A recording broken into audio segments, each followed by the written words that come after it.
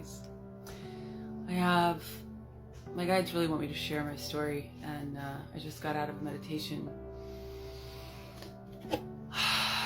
and I'm ready to share with you.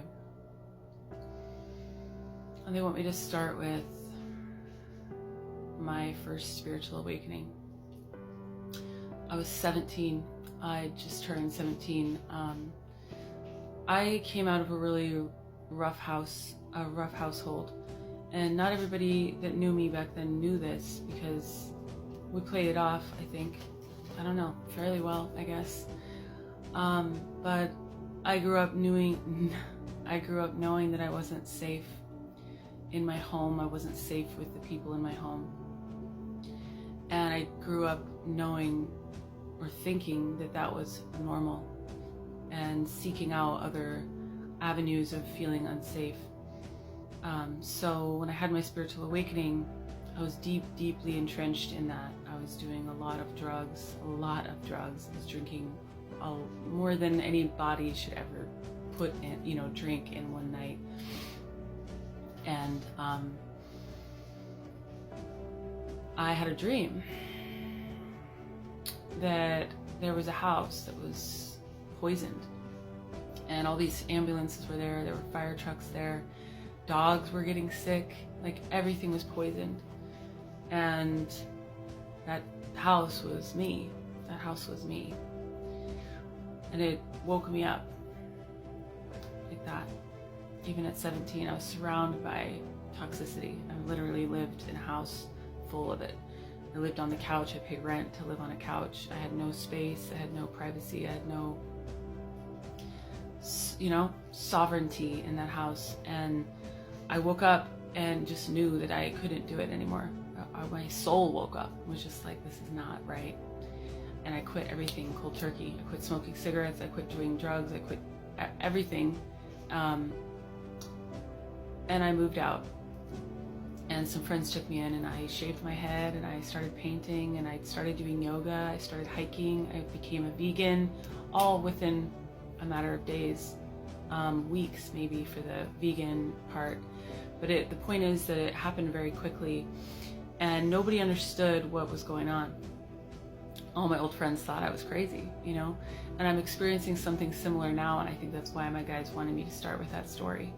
Because when you have an awakening, it's going to confuse every single person around you. Everybody that thought they knew you put you in a box a long time ago and said, this is what you're capable of. And when you have a spiritual awakening, it's like your soul, it's kind of like your soul saying, fuck this, like, get me the fuck out of here.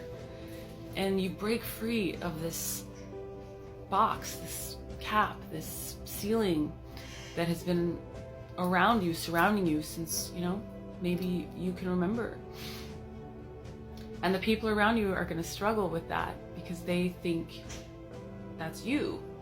And they assume that whatever this new version of you isn't accurate. It's not genuine. But it's actually the other way around. When you have a spiritual awakening, it's because your soul knows who you are. Your soul knows what you're supposed to be doing. It's trying to wake you up, your conscious mind. And I wondered in my meditation why they wanted me to share this story, but I know now it's because they want me to reach the people whose souls are waking up right now. Right? To this deeper truth. That you are not your body, that you're not your job, that you're not whoever people thought you were. You're something much, much more complex than really the conscious mind can even grasp. Even on its best day, So if you're watching this, it's because your soul probably knows a lot more than you do, and it's trying to get the fuck out of this box that it's been put in at birth, probably unknowingly, right? By society, by the people in your family. So listen to your soul. That's the message for today.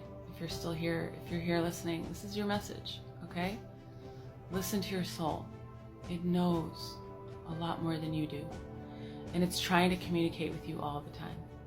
Whether it's through dreams, like me, I've been guided by dreams on so many occasions I can't even count, like in big ways, where I uprooted my entire life to move because of a dream.